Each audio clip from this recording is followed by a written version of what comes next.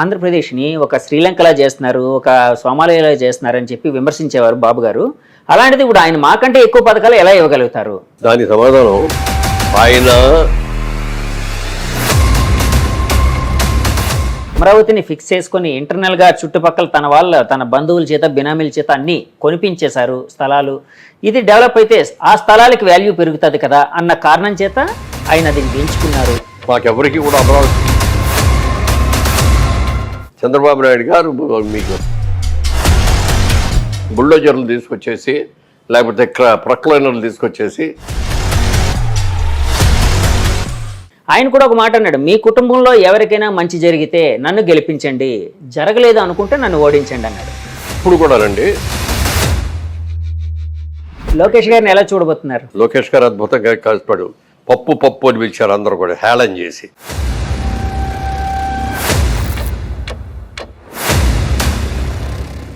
జగన్మోహన్ రెడ్డి గారు 3 రాజధానులు అన్నారు. దాన్ని వ్యతిరేకిస్తూ ఆంధ్ర ప్రజలు ఒక మ్యాండేట్ ఇచ్చి దాన్ని పార్టీని ఓడించారు అన్నట్టు భావించచ్చా అండి?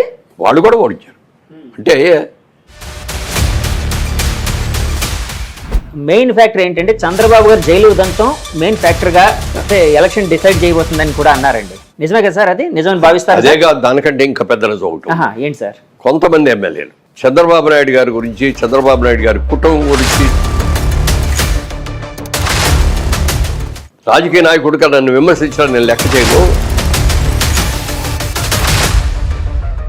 దీన్ని బెయిల్ తీసుకొని బయటికి రావాలి ఓ తాపత్రయపడతా అంటే నేను మనస్ఫూర్తిగా కోరుతుంది ఏంటి తెలుసా? ఈ కూటమి రావడానికి ముఖ్య కారణంలో చెప్పాలంటే hi hello, welcome to cube TV network. నేను మీ యాంకర్ జర్నలిస్ట్ జగదీష్. నేను ఈరోజు ఒక విశిష్టమైన వ్యక్తితో ఉన్నానండి. మన విశిష్ట అతిథి మురళీమోహన్ గారు. మురళీమోహన్ గారి కోసం అనగానే ప్రపంచంలో ఉన్న తెలుగు వాళ్ళందరికీ ఆయన చిరపరిచితులు. సినీ ఇండస్ట్రీలో ఒక లెజెండరీ పర్సన్గా ఉంటూ, అలాగే రాజకీయ రంగంలో తనదంటూ ముద్ర వేసుకుని, రియల్ ఎస్టేట్ రంగంలో తనదంటూ ఒక మార్క్ని క్రియేట్ చేసుకొని, ఎప్పుడూ జనానికి అందుబాటులో ఉంటూ, చిరునవ్వుతో ఉంటూ, అందరినీ ఆప్యాయంగా పలకరించే మురళీమోహన్ గారు ఇప్పుడు మనతో ఉన్నారండి. ఆయనతో ఇప్పుడు రాజకీయ పరిస్థితుల మీద, అలాగే రియల్ ఎస్టేట్ రంగం మీద కొన్ని విషయాలు అడిగి తెలుసుకునే ప్రయత్నం అయితే చేద్దామండి. సార్ నమస్తే అండి. నమస్తే అండి sir. Thank you very much sir. First of all మీరు ఇంత బిజీలో కూడా నా కోసం, నా మీద అభిమానంతో ఈ సమయం ఇచ్చినందుకు. సార్ ఎలా ఫీల్ అవుతున్నారు? ఎందుకంటే రిజల్ట్స్ నిన్ననే వచ్చాయి. ఒక అద్భుతమైన స్వీప్. అంటే తెలుగుదేశం పార్టీ సొంతంగా 135 స్థానాలు సాధించడమే కాకుండా కూటమి 164 అవుట్ ఆఫ్ 175, 164 ఈ స్వీప్ని ఎలా చూస్తున్నారు సార్? చంద్రబాబు నాయుడు గారు ఓడిపోయారు ఒకసారి గతం 2019లో. జగన్మోహన్ రెడ్డి గారు గెలిచారు. పార్లమెంట్లో అక్కడ వివిధ రాష్ట్రాలందరూ కలుస్తారు కదా, ఆ కలిసిన వాళ్ళందరూ నన్ను అడిగారు, ఏమిటండి మీ ఆంధ్ర వాళ్ళకి అంత తెలివి తక్కువ, ఒక అద్భుతమైన ముఖ్యమంత్రి మీకు ఉన్నాడని చెప్పి మేము అందరూ గొప్పగా చెప్పి అలాంటి ముఖ్యమంత్రి మాకు వస్తే బాగుండు, మా స్టేటు ఇది డెవలప్ అవుద్దని మేము అనుకునేటటువంటి అంత ముఖ్యమంత్రి కాదనుకొని 15 నెలలో 16 నెలల్లో జైల్లో ఉండిచ్చి ఎన్నో కేసులు ఉండి, ఫైనాన్షియల్ కేసులు ఎన్నో ఉండి, అలాంటి వ్యక్తికి ఎలా ఎన్నుకున్నారండి ఇతన్ని కాదని అన్నారు. ఏం సమాధానం చెప్పాలో కూడా తెలియలే మాకు. మన చేతిలో ఏముందండి, ప్రజానిర్ణయం ఏదైతే సాగించాలి, మనం సాగించ తప్పదు అని అన్నాం. తర్వాత ఆయన చీఫ్ మినిస్టర్ అయిన తర్వాత ఒక ఇంటర్వ్యూలో మాట్లాడాడు ఆయన. ఎవరు సార్? జగన్మోహన్ రెడ్డి గారు. నేను ముఖ్యమంత్రిని అయ్యాను, 6 నెలల లోపల భారతదేశంలో అన్ని రాష్ట్రాల కంటే కూడా బెస్ట్ ముఖ్యమంత్రిగా నేను ఎన్నికవుతాను, అంత బాగా చేస్తాను. అలాగే నేను ఈ 5 సంవత్సరాలే కాదు, రాబోయే 30 సంవత్సరాల్లో నేనే ముఖ్యమంత్రిగా ఉంటాను, అంత బాగా చేస్తాను చెప్తే మేము కూడా సంతోషపడ్డాం. ఇది ఒక మంచి ఆలోచన ఉంది, ఒక 6 నెలల లోపల మంచి ముఖ్యమంత్రిగా విజ్ చేసుకుంటాన్నట్టు ఇది అనుకున్నాడు వ్యక్తి తెరలు అడ్డుకట్టుకొని జనానికి దగ్గర కూడా వెళ్లకుండా, హెలికాప్టర్స్లో తిరుగుతా, ప్రజలకు ఏ కష్టం వచ్చినా కూడా ఆదుకోకుండా వెళ్లకుండా ఇట్లా ఉండి తను తీసుకున్న నిర్ణయాలన్నీ కూడా ఎంత తప్పుడు నిర్ణయాలు అనేది అందరికీ అర్థమైంది. ప్రమాణ స్వీకారం చేసిన తర్వాత ఎవరైనా ముఖ్యమంత్రి అనేవాడు ఒక కన్స్ట్రక్టివ్ ఆలోచనతో రావాలి తప్ప ఒక డిస్ట్రక్షన్ ఆలోచనతో రాకూడదు. ఆయన ప్రమాణ సేకరణ చేసిన మరుసటి రోజే ప్రజావేదిక అని ఉన్నదాన్ని బుల్డోజర్లు తీసుకొచ్చేసి లేకపోతే ప్రక్లైనర్లు తీసుకొచ్చేసి ఘోరంగా డిస్మాంటిల్ చేశారు. నిజంగా తెలివాడైతే అది స్ట్రక్చర్ మీద కట్టిందండి, ఐరన్ స్ట్రక్చర్. ఇప్పుడు లేటెస్ట్గా బిల్డింగ్లు అన్నీ కూడా ఐరన్ స్ట్రక్చర్స్ మీద కడుతున్నాం. ఆ విధంగా కట్టారు చంద్రబాబు నాయుడు గారు ఆ రోజుల్లో. అది అక్కడ వద్దు అని అనుకుంటే ఊరినే ఊడదీసేసి మొత్తం అన్ని తీసుకెళ్ళి ఎక్కడ కావాలంటే అక్కడ మనం బిగించుకోవచ్చు. అలాగే దాన్ని వేరే అవసరాలకు కూడా వాడుకోవచ్చు. అది ఏమీ కాకుండా ఎప్పుడైతే ఆ ప్రొక్లైన్లో పెట్టి లాగేశారో పెద్ద పెద్ద గట్టర్లు కూడా వంకరలు తిరిగిపోయి అన్నీ పడిపోయి ఇప్పటికీ అది అదే మాదిరిగా ఉంది. సాక్ష్యం అలాగా అంటే ప్రజాధనం అనేది అనవసరంగా వేస్ట్ అయిపోయి ఇక్కడే బ్యాడ్ ఆయన మీద స్టార్ట్ అయింది. నెంబర్ 1. నెంబర్ 2, ప్రతీకారం అనేది ఒకటి ఎక్కువైపోయింది. ఓకే, తెలుగుదేశం వాళ్ళు అంటే ప్రతీకారం, లేకపోతే ఒక కులం అంటే ప్రతీకారం, వాడు మన సరిగ్గా ఇది చేయట్లేదంటే వాడి మీద ప్రతీకారం, ఆఫీసర్ లేదంటే వాళ్ళ మీద ప్రతీకారం. ఇలా ఈ ప్రతీకార ముఖ్యమంత్రిగా ఉన్న అతను ఎలా సాధిస్తాడు? ఆయన చెప్పిన మాటలకి నువ్వు చేసేదానికి సంబంధం లేదే అనుకున్నాం. ఈ 5 సంవత్సరాల్లో అందరూ కూడా చాలా విసికి వేసారి ఏం చేయాలో తెలియని పరిస్థితిలో ఉన్నారు. ఇది ఉన్నప్పుడు మన ఎలక్షన్లు జరుగుతుంటే మేమందరం కూడా అనుకున్నాం ఈసారి డెఫినెట్గా తెలుగుదేశం గెలుస్తుంది అనుకున్నారు సార్ ముందే అనుకున్నాం. అంటే సార్ యాక్చువల్గా జగన్ గారి విషయం వచ్చినప్పటికి 2024 మొన్న ఎలక్షన్కి వచ్చినప్పటికి ఆయన సంక్షేమ పథకాలు చాలా ఎక్కువ చేశారు, జనాల్లో బాగా ఇది ఉంది, జనాల్లో మళ్ళీ జగన్ గారినే గెలిపించాలనే ఒక ఐడియాలజీ వచ్చిందని చెప్పి చాలామంది రాజకీయ విశ్లేషకులు కావచ్చు, అంటే ఆ నాయకులు వైసీపీ నాయకులు కూడా దాన్నే బలంగా నమ్మారు. అలాగే విశ్లేషకులు కూడా అలాగే చెప్పేవారు ఎలాగైనా జగన్ గెలవబోతున్నారు ఎందుకంటే సంక్షేమం ఆయన గెలిపిస్తుందని. ఆయన కూడా ఒక మాట అన్నాడు, మీ కుటుంబంలో ఎవరికైనా మంచి జరిగితే నన్ను గెలిపించండి, జరగలేదు అనుకుంటే నన్ను ఓడించండి అన్నాడు. సో ఏదో ఒక విధంగా ఏదో ఒక పథకం ఈ ప్రతి కుటుంబానికి వెళ్ళింది కదండి. అంటే అది కూడా ఆయన్ని ఓడించి తెలుగుదేశాన్ని గెలిపించేంత ఇదిగా ఉందని ఎలా భావించారు సార్? అంటే ఏదైనా స్ట్రాటజీ అంటే ఆయన ఇప్పుడు కూడా రండి, ఒక బండికి 2 ఎడ్లు ఉంటాయి, 2 ఎడ్లు సమానంగా నడిస్తేనే బండి ముందుకెళ్తుంది. ఓకే, ఒక ఎద్దు వెనక్కి ఒక ఎద్దు ముందుకి లాగితే బండి వెళ్ళదు, సాగదు, గమ్యం చేరలేదు. ఇది బండికి 2 ఎడ్లు కూడా, ఒకటేమో అభివృద్ధి, ఒకటేమో సంక్షేమం. ఈ అభివృద్ధి సంక్షేమం 2 కూడా సమానంగా నడిస్తేనే అభివృద్ధి చేసుకుంటా వెళ్ళి సంక్షేమం మర్చిపోతే వీళ్ళందరూ కూడా పాపం పేదవాళ్ళందరూ కూడా చాలా ఇబ్బందులు పడిపోతారు, రైతులందరూ కూడా ఇబ్బంది పడిపోతారు. అందుకని సంక్షేమం చేస్తూ అభివృద్ధిని ఎక్కడా కూడా వెనక అడుగు వేయకుండా సమానంగా ఈక్వల్గా చేయాలి అభివృద్ధి. ఓకే, అభివృద్ధి చేయటం అంటే ఇండస్ట్రీస్ వచ్చేటట్టు చేయాలి, ఇన్స్టిట్యూషన్స్ వచ్చేటట్టు ఉండాలి, ఐటీ కంపెనీలు వచ్చేటట్టు చూడాలి, మన పిల్లలు చదువుకున్న వాళ్ళందరికీ చదువుకోవడానికి మంచి మంచి ఇన్స్టిట్యూషన్స్ రావాలి, చదువుకున్న వాళ్ళందరికీ కూడా ఉద్యోగాల కోసం ఇతర రాష్ట్రాలకు ఇతర దేశాలకు వెళ్లకుండా మన రాష్ట్రంలోనే మన దేశంలోనే మన ఊరి పక్కనే వాళ్ళకు ఉద్యోగం వచ్చేటట్టు ఉండి చేస్తే అది సంక్షేమం ఉంటే.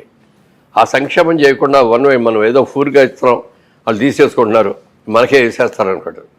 ఎవడు కూడా ఏ తెలుగువాడు కూడా భిక్షగాడు కాదండి, దేహి అని బియ్యం అడుక్కొని లేకపోతే డబ్బులు అడుక్కొని ఆడిచ్చిన డబ్బులతో తీసి సంతృప్తి పడ్డావు. నువ్వు ఎవరినైనా ఏదన్నా నిజంగా చెయ్యాలి అంటే దీనికి చిన్న కథ ఒకటి చెప్తాను సార్. ఓ రాజుగారు ఇట్లాగే మంచి పేరు తెచ్చుకోవాలి అని చెప్పి మంత్రి గారిని పిలిచి మొత్తం రేపటి నుంచే మొత్తం చేపలన్నీ కూడా పట్టేసేసి ప్రతి ఇంటికి చేపలు సప్లై చేయండి ఫ్రీగా. ఓకే, రాజుగారు భలే చేశారు, మనందరికీ కూడా ఫ్రీగా చేశారని చెప్పి అందరూ అనుకోవాలి అని. అప్పుడు మంత్రి గారు అన్నారంట, ఏమంటే అట్లా ఉచితంగా ఇస్తే అంత పెద్ద కరెక్ట్ కాదేమనంటే, లేదు మీకు తెలియదు నేను చెప్తున్నా కదా, ఫ్రీగా ఇచ్చాడు అన్నాడు. ఫ్రీగా ఇవ్వటం మొదలుపెట్టాడు. అందరూ ప్రజలందరూ కూడా అబ్బా రాజుగారికి ఎంత ప్రేమ మన మీద, భలే చేస్తారని చెప్పి అందరూ ఉన్నారు, పొగిడారు కూడా. ఓ సందర్భం ఏదో వచ్చి ప్రాబ్లం వచ్చి ఓ 10 రోజులు ఇవ్వలేకపోయాడు. ఇదే ప్రజలు మొన్న పొగిడిన ప్రజలే ఈ నాయకుడికి రాజుగారికి ఏం తెగులు వచ్చింది, చేపలు లేకపోతే మనం ఎంతో ఎట్లా బతుకుతాం, మనం ఎలా కూరదు తింటాం, ఎలా ఉంటాం అనుకుంటున్నాడు అని చెప్పి వాళ్ళే తిట్టం మొదలెట్టారు. అప్పుడు మంత్రి గారు వెళ్ళి, నేను ఆ రోజునే చెప్తే మీరు కాదన్నారండి, ఎప్పుడు కూడా ఏది మనం ఉచితంగా ఇవ్వకూడదండి, వాళ్ళని బెగ్గర్స్ లాగా మనం చూడకూడదు, వాళ్ళని వాళ్ళ కాళ్ళ మీద వాళ్ళు నుంచోని వాళ్ళ బతుకాళ్ళు బతికేటట్టు చేయాలి. మీరు చేపలు ఇస్తానన్నారే, పేదవాళ్ళందరూ అడిగిన వాళ్ళందరికీ వలలు ఇవ్వండి, ఈ వలలతో వాళ్ళు చేపలు పట్టుకుంటారు, పట్టుకొని నేర్పిద్దాం, చేస్తే వాళ్ళే వెళ్ళి చేసుకుంటారు, వాళ్ళే చేపలు పట్టుకుంటారు, కొన్ని వాళ్ళు తింటారు, కొన్ని ఏమో మార్కెట్కి ఇచ్చి అమ్ముతారు, వాళ్ళ కాళ్ళ మీద వాళ్ళు ఉంటారు. మా రాజుగారు మాకు వలలు ఇచ్చారు, ఆయన పుణ్యం అంతా మేము ఇన్ని చేపలు పట్టుకొని మా కాళ్ళ మీద మేము నిలబడ్డామని చెయ్యాల్సింది అది. అలాంటివి చేస్తే ఎవరు కూడా ఇదొడదు. ఎవరన్నా వచ్చి అడిగారు, నా ట్రస్ట్ గురించి చెప్తాను, దీని గురించి కూడా అప్పుడు కూడా నేను అనుకున్నది ఇది. ఊరికినే డబ్బులు ఇవ్వటం కాదు, మనం వాళ్ళ కాళ్ళ మీద వాళ్ళు నిలబడేటట్టు చేయాలి అంటే స్టూడెంట్స్ని ఒక వర్గం, అది ఏంటి అనేది డీటెయిల్స్ తర్వాత చెప్తాను. పెద్ద చదువులు చదవలేకపోతారు పేద విద్యార్థులు, అలాంటి వాళ్ళకి మనం సహకారం చేస్తే వాడి కాళ్ళ మీద వాడు నిలబడటమే కాకుండా ఆ కుటుంబాన్ని, వాళ్ళ వెంట పిల్లల్ని అందరినీ కూడా పైకి తీసుకొస్తాడు. అది చెయ్యాలి మనం అని చెప్పి నేను ఆ విధంగా వెళ్ళాను. ట్రస్ట్, ఎడ్యుకేషన్ ట్రస్ట్ పెట్టుకొని ఇచ్చేసాను. అలా ఒక మంచి కార్యక్రమాలు చేయాలి, యాక్టర్స్ ఇన్వైట్ చేయాలి. ఉన్న కంపెనీలు కూడా పోగబెట్టి పంపించాడు. ఎన్ని కంపెనీలు పోయినాయి వెనక్కి, ఎన్ని ఐటీ కంపెనీలు పోయినాయి. ఆల్రెడీ అక్కడే ఉన్నటువంటి అమర్రాజా బ్యాటరీస్, అది వాళ్ళు అమెరికా నుంచి వాళ్ళు ఇండియాకి రావాలని ఇక్కడికి వచ్చి ఇండస్ట్రీ పెట్టుకోవాలని అనుకొని వాళ్ళకి తిరుపతి దగ్గరలో వాళ్ళకున్న పొలాల్లో వాళ్ళు ఇంకా కావాల్సిన కొనుక్కొని వాళ్ళు చేశారు అక్కడ. గల్లా జయదేవ్ గారు వాళ్ళు. కానీ అది చాలా అద్భుతంగా డెవలప్ చేశారు. దాంట్లోనే క్యాంపస్లోనే స్కూల్స్ పెట్టారు, మరి అన్నీ చాలా పెట్టారు. ఆ చైర్మన్ గారు కూడా క్యాంపస్లోనే ఉంటారు. అక్కడే ఉండేవారు సార్. గల్లా అరుణ్ గారి హస్బెండ్ అండి. అవును, వాళ్ళందరూ కూడా అక్కడే ఉండేవారు. ఓకే. అలాంటిది అంత అద్భుతం చేసి ఆ ఏరియా వాళ్ళందరికీ అన్ని ఉద్యోగాలు ఇచ్చి, ఇది ఎడ్యుకేటెడ్ వాళ్ళకి ఉద్యోగాలే కాకుండా కొంతమంది ఆడపిల్లలకి 10th వరకు చదువుకున్న ఆడపిల్లలు కూడా బోల్డెన్ని ఉద్యోగాలు ఇచ్చారు. ఆడపిల్లలు పెళ్లిగాని ఆడపిల్లలు ఒంటరిగా రాలేరని చెప్పి అక్కడే హాస్టల్ కట్టారు దాంట్లో. అలా చేసి ఎంత చేసి అంత బాగా చేస్తా అంటే ఆ కంపెనీ మేము వారితో వియో అందిన తర్వాత వెళ్ళి చూసాం వాళ్ళ కంపెనీలన్నీ ఎంత అద్భుతంగా ఉన్నాయంటే లోపల ఎక్కడ కూడా మన సొంత ఇంట్లో కూడా ఉండనంత నీట్గా ఉంది. ఎంత బాగా మెయింటైన్ చేస్తారండి, ఎలా మెయింటైన్ చేస్తారంటే అది చిన్న చిరులో పెరిగాడు. వాళ్ళతో బంధుత్వం ఉందండి. ఉంది. ఓకే, వియ్యం అన్నారు కదా. అంటే మా తమ్ముడు కిషోర్ గారు ఉన్నారు. కిషోర్ గారు అమ్మాయిని అమరరాజా బ్యాటరీస్ వాళ్ళ రమగారని, డాక్టర్ రమ అని ఆవిడ హస్బెండ్ ఇద్దరు కూడా డాక్టర్స్ అమెరికాలో. వాళ్ళు కూడా ఇక్కడికి వచ్చి తిరుపతిలో అమరా బ్యాటరీస్ అని అమరా హాస్పిటల్స్, అమరా హాస్పిటల్ చాలా పెద్ద హాస్పిటల్ కట్టారు. ఇక్కడ మనకున్న పెద్ద పెద్ద హాస్పిటల్స్కి ధీటుగా కట్టారు. 8 అంతస్తులో 10 అంతస్తులో కట్టి పెద్ద హాస్పిటల్ కట్టారు ఎయిర్పోర్ట్ పక్కనే. ఇక అన్ని ఈ పెట్టి చాలా బాగా చేశారు. ఇప్పుడు వాళ్ళ అబ్బాయికి మా తమ్ముడు కూతుర్ని ఇచ్చాం.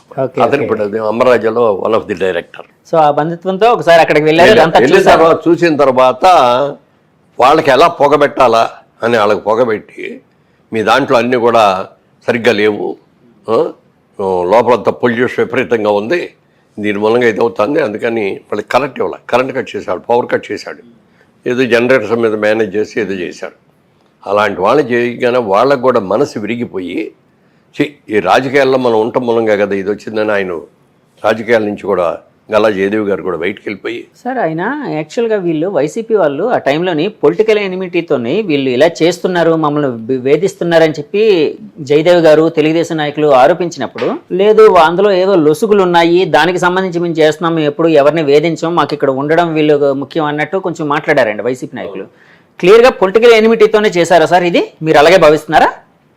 అంటే ఇదంతా జరిగిందంతా పొలిటికల్ రివెంజ్ కోసమనే చేసినట్టు భావిస్తున్నారా? అయి ఉంటుందండి, అది నేను కరెక్ట్గా చెప్పను.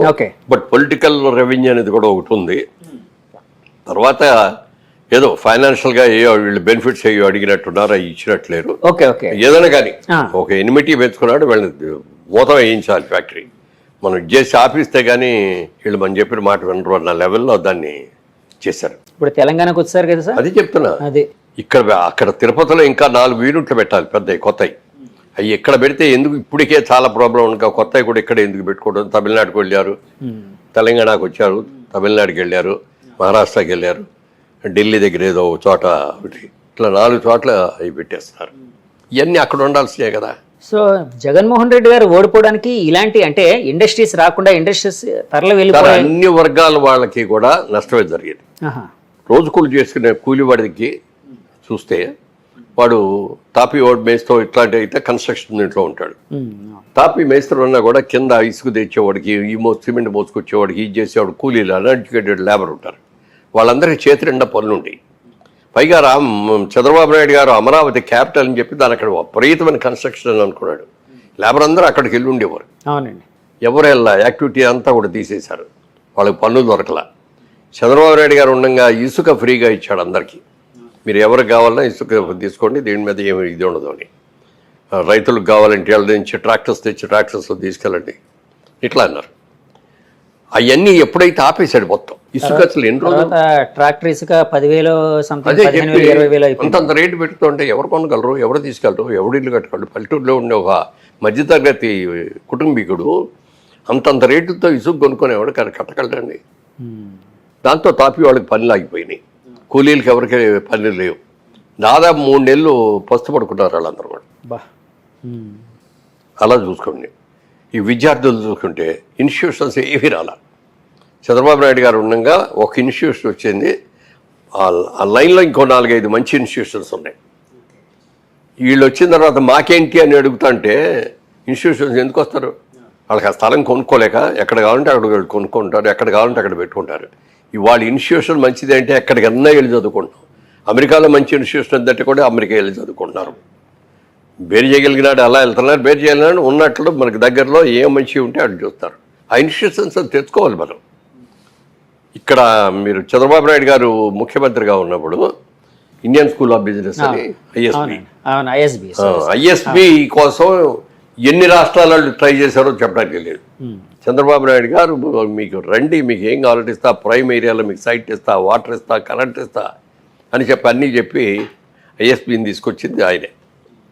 ఔటర్ రింగ్ రోడ్ చేసింది ఆయనే, ఇంటర్నేషనల్ ఎయిర్పోర్ట్ చేసింది ఆయనే. ఐటీ ఇవాళ ఇంత హైదరాబాదులో ఐటీ ఇంత డెవలప్ అయిందంటే ముఖ్యంగా మాదాపూర్ ఈ ఏరియా, గచ్చిబౌలి ఈ ఏరియా కూడా ఇంత డెవలప్ అయ్యి ఒక అమెరికాలో అలాగే ఇంతంత బిల్డింగ్స్ వచ్చినాయి అంటే వీటన్నిటికీ నాంది వేసింది చంద్రబాబు నాయుడు గారు. సైబరాబాద్ అని పేరు పెట్టింది ఆయన, సైబర్ సిటీగా తీర్చింది ఆయన. ఇవన్నీ ముందు ఆయన వచ్చేసి వెళ్ళిన తర్వాత ఆటోమేటిక్గా కంటిన్యూ అవుద్ది. ఓ సిమెంట్ రోడ్ వేసిన తర్వాత దాని మీద ఎట్లా వెళ్ళాలి అనేది తర్వాత వచ్చే వాళ్ళకి అర్థమైపోతుంది కదా. బేస్ ఎవరు అనేది ముఖ్యం. అవునండి. అలా చాలా ఇండస్ట్రీస్ అక్కడ రావాల్సినవి పోయినాయి, చాలా ఇన్స్టిట్యూషన్స్ అక్కడ రావాల్సినవి పోయినాయి. దాంతో ఏమైంది, విద్యార్థులకు కూడా అక్కడ ఏమీ సరిపడగా చదువుకోవడానికి లేదు. తెలంగాణకు వచ్చి చదువుకున్నారు చాలామంది, మెడ్రాసులో చదువుకున్నారు. కానీ ఇక్కడికి వచ్చేటప్పటికి ఏంటంటే మా లోకల్ విద్యార్థులు మా కోట అయిన తర్వాత ఇస్తూ ఉంటారు ఏదైనా. మనం సెకండ్ గ్రేడ్ సిటిజన్స్ లాగే. అవునండి. అవునండి. మన స్టేట్లో మనం ఉన్నామంటే మనం ఫస్ట్ గ్రేడ్ సిటిజన్స్ అవుతాం. సెకండ్ గ్రేడ్ సిటిజన్స్ అయ్యేటప్పటికీ వాళ్ళకి ఇంపార్టెన్స్ లేకుండా పోయింది.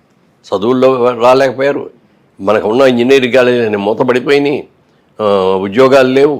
ఎక్కడికో వెళ్ళి ఉద్యోగాలకు వెళ్ళాల్సి వచ్చేది. వాళ్ళు స్టేట్ టు అదర్ కంట్రీస్ కూడా వెళ్ళిపోయి ఎన్ని కష్టాలు పడి వాళ్ళు పైకి వచ్చారు.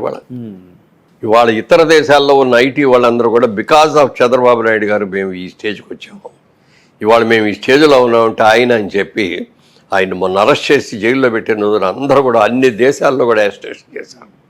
ఇక్కడ హైదరాబాద్లో ఇక్కడున్న ఐటీ ఉద్యోగులందరూ చేసి అందరికంటే ముందు చేసింది వాళ్ళే. సార్ దాని మీద కూడా కొన్ని ఆరోపణలు అయితే అప్పుడు వైసీపీ నుంచి వచ్చాయి సార్. స్పాన్సర్డ్ ఉద్యమం, ఇప్పుడు ఇక ఐటీ పీపుల్ అంతా చంద్రబాబు గారికి సంఘీభావం ప్రకటిస్తూ ధర్నాలు చేశారు, రాస్తారోకోలు చేశారు. తర్వాత మొత్తం కొన్ని వేల మంది గుమ్మిగూడి ఇచ్చేశారు కదండి. సో దాన్ని స్పాన్సర్డ్ ఉద్యమం అని కూడా అన్నారండి వైసీపీ వాళ్ళు. అలాంటిది ఏమైనా ఉందా సార్? అంటే స్పాన్సర్ ఎవరైనా చేశారా సార్? ఎవరు చేస్తాడు స్పాన్సర్? వాళ్ళు ఏం చెప్పారు, వాళ్ళు చెప్పిందని నేనేం ఖండించలేదు. దాని గురించి నేను మాట్లాడను. అసలు మా గురించి మేమేం చేసామని చెప్తాను తప్ప అది చేసామని చెప్పను. ఇప్పుడు ఆ స్పాన్సర్ అనుకుంటే ఈ రైతులని వీళ్ళు వెళ్ళిన అమరావతి రైతులందరూ కూడా అక్కడ నిరాహార దీక్ష చేస్తా అంటే వీళ్ళందరూ కూడా ఇది పెయిడ్ ఆర్టిస్టులు వీళ్ళందరూ పెయిడ్ బ్యాచ్ అనేవారండి. ఇప్పుడు ఎక్కడన్నా బయటకు వెళ్ళాడు ఉన్న బట్టి మంచి బట్టలు వేసుకొని వెళ్తాం, లేకపోతే ఉతికిన బట్టలు చక్కగా ఉతికిన బట్టలు తీసుకొని వెళ్తాం ఫ్రెష్గా. ఎవరు బయటకు వెళ్ళడం వాళ్ళు అక్కడ కూర్చోడానికి మంచి చీర కట్టుకోకూడదా? అందరూ రిచ్ డబ్బులు ఏదో ఉన్నాళ్ళు, అరకరం ఉన్నాళ్ళు కూడా 100 మంది ఉన్నారు అక్కడ. అన్ని కులాల వాళ్ళు ఉన్నారు, ఒక్క కులం కాదు అక్కడ ఉన్నది. అమరావతి అనేది అనేక కులాలందరూ కలిసి ఉన్నాళ్ళు అందరిది ఉన్నది. అందరూ ఇచ్చారు, ఎకరం ఉన్నాళ్ళు ఇచ్చారు, 30 ఎకరాలు ఉన్నాళ్ళు ఇచ్చారు అక్కడ. అన్ని అలా ఇచ్చారు కాబట్టే 33,000 ఎకరాలు ఈయన అమరావతి సిటీ అద్భుతమైన సిటీ కడతారని చేశారు. వితౌట్ సింగిల్ ఎంపీ 3 పంటల పడ్డాయి ఇది. అలా అని చెప్పి మీరు నష్టపోకూడదు అని చెప్పి మీరు ఇచ్చే ప్రతి ఎకరానికి నేను 1200 గజాలు డెవలప్డ్ వెల్ డెవలప్డ్ అన్నీ కూడా ఇన్ఫ్రాస్ట్రక్చర్ అంతా కూడా డెవలప్ చేసి రోడ్స్ బ్రహ్మాండంగా వేసి ఎలక్ట్రిసిటీ వాటర్ ప్రతి కావాల్సింది అన్నీ కూడా చేసేసి అలాంటి దాంట్లో మీకు 1200 గజాలు ఇస్తాను ప్లాట్. ప్లస్ అది మీకు హ్యాండ్ ఓవర్ చేసే వరకు కూడా ప్రతి సంవత్సరం మీకు కౌలు ఇచ్చినట్టుగా నెలకి ఇంత ఇస్తాను, లేకపోతే సంవత్సరానికి ఇంత ఇస్తాను. ఇవన్నీ పెట్టాడు చేశారో వాళ్ళందరూ హ్యాపీగా వచ్చారు, అందుకే ఆయన ఇచ్చారు. ఇవాళ ప్రపంచంలో ఎక్కడ కూడా ఏ దేశంలో కూడా రూపాయి డబ్బులు ఇవ్వకుండా 33,000 ఎకరాలు రాజధాని కోసం ఇచ్చిన వాళ్ళు ఎవరు లేరు. అది ఒక్క చంద్రబాబు నాయుడు గారిని చూసి ఆయన క్రెడిబిలిటీ చూసి ఇచ్చారు. చంద్రబాబు నాయుడు గారిలో ఉన్న నిజాయితీ, ఆయన చెప్పిన స్కీము, వాళ్ళకి ఏమేమి బెనిఫిట్స్ వస్తున్నాయి ఇవన్నీ కూడా చెప్పాడు కాబట్టి ఇచ్చేశారు. చిన్న పెద్ద అందరూ ఉన్నారు ఇందులో, హాఫ్ ఎకరం ఉన్న వాళ్ళు కూడా ఉన్నారు, వాళ్ళు కూడా ఇచ్చేశారు. వీళ్ళందరినీ పెయిడ్ ఆర్టిస్టులు అన్నారు. ఎన్ని ఇబ్బందులు పెట్టాలో వాళ్ళు ఇబ్బందులు పెట్టేశారు. అక్కడున్న సెక్రటేరియట్కి వెళ్ళటం కోసం వెళ్తా అంటే వీళ్ళందరూ అడ్డుంటారని చెప్పి అటు ఇటు తెరలు కట్టేసి నల్లద్దాలు వేసుకుని దాన్ని పెట్టి వెళ్ళాడు. ఎక్కడికి వెళ్ళినా హెలికాప్టర్లో వెళ్ళాడు.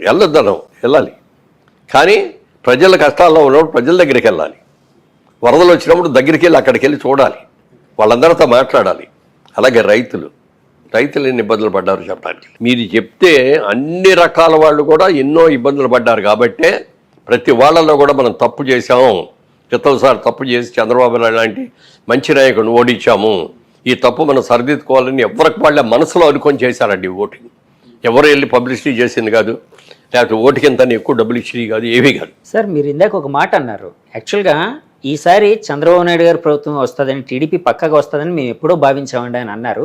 అంటే దానికి సంబంధించి ఏమైనా సర్వేలు ఏమైనా చేశారా సార్, లేకపోతే ప్రజల పల్స్ ఎలా పట్టుకోగలిగారు మీరు? అంటే ఎన్నికలకు ముందే పక్కగా ఏమి చేయలేదు కాదండి.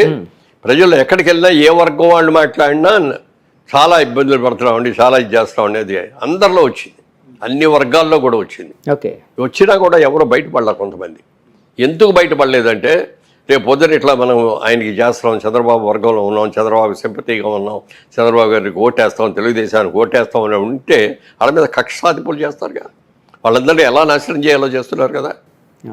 అందుకని భయపడి ఎవరి కాళ్ళు లోపల పెట్టుకున్నారు తప్ప బయటపడలా.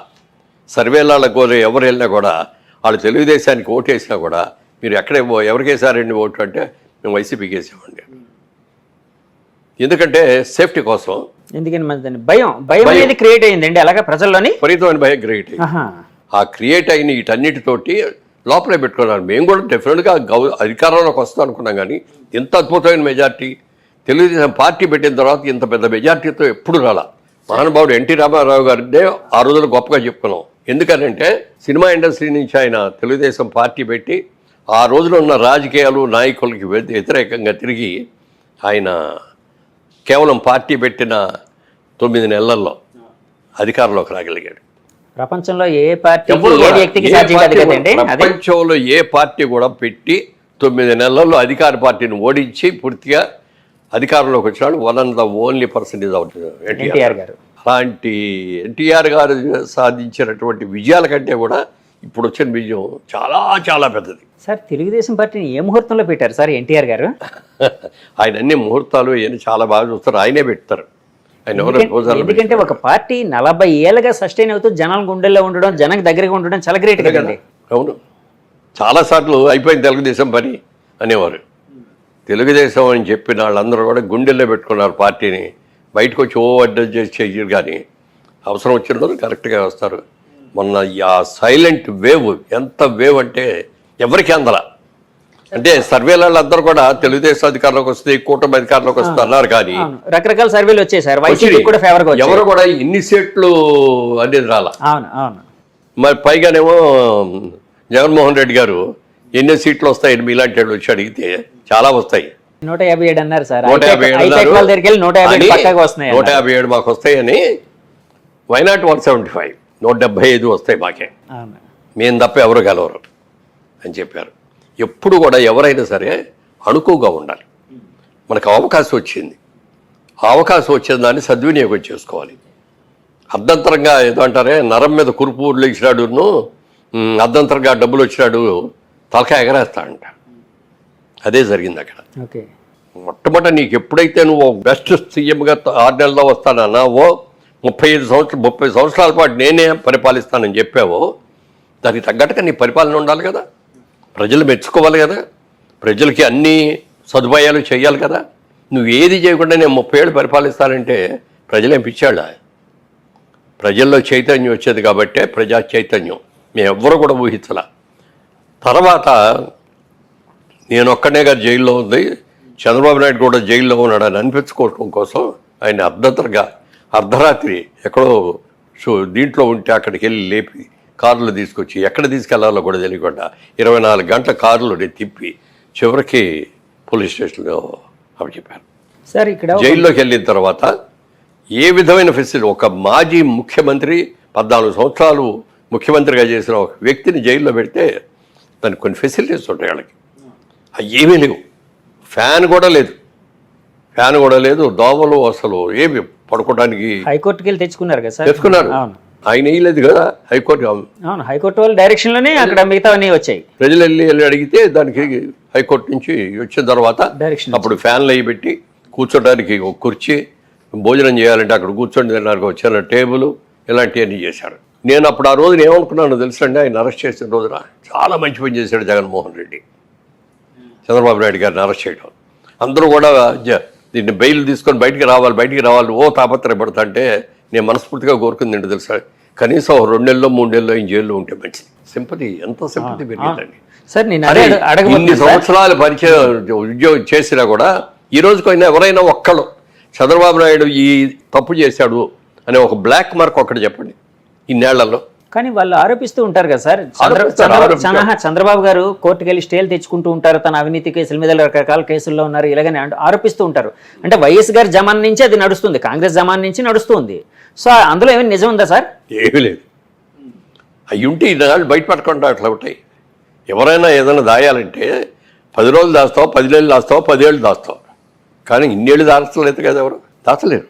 ఓకే, అది అయిన తర్వాత విపరీతమైన సింపతి వచ్చేసింది జనంలో. చాలా మంది అనలిస్టులు ఒక మాట అన్నారు సార్, నేషనల్ అనలిస్టులు, ఈ ఎలక్షన్ మెయిన్ ఫ్యాక్టర్ ఏంటంటే చంద్రబాబు గారు జైలు ఉదంతం మెయిన్ ఫ్యాక్టర్ గా ఎలక్షన్ డిసైడ్ చేయబోతుందని కూడా అన్నారండి. నిజమే కదా సార్? అది నిజమని భావిస్తారు? అదే కాదు, దానికంటే ఇంకా పెద్ద నిజం ఒకటి.